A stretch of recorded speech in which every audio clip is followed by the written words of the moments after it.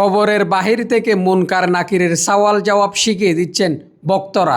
আপনারা ভিডিওটা দেখুন, তারপর বুঝতে পারবেন।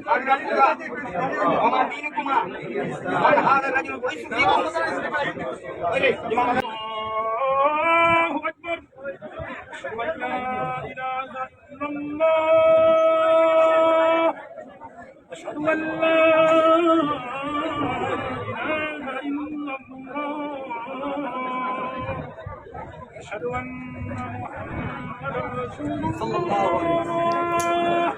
আহা, أشهد أن محمدا رسول الله ফিরি সাহেব মারা গেছে, তাকে দাফন করতেছে। উপর থেকে বক্তরা সওয়ালের জবাব শিখিয়ে দিচ্ছে, মান রব্বুকা ওয়ামা দীনুকুমা, তাও অশুদ্ধ পড়তেছে।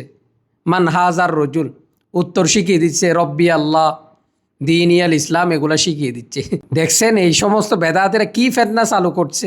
শুধু তাই নয়, একজন দেখি আজানও দিতেছে, উপর থেকে আজান দিতেছে।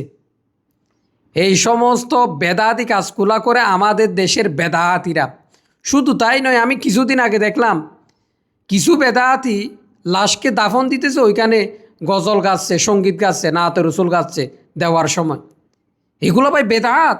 এগুলোর কাজ কি? রসুল্লাহ সাল্লাহ সাল্লাম বলেছেন তোমরা কবর জিয়ারত করো, তাদের জন্য মাগফিরাতের জন্য দোয়া করো, আল্লাহ যেন তাদেরকে জান্নাত দেয়, আল্লাহ যেন তাদের কবর আযাব মাফ করে দেয়, এই দোয়া করবা। তোমাদেরকে কে শিখাইছে নতুন এই ফেতনা?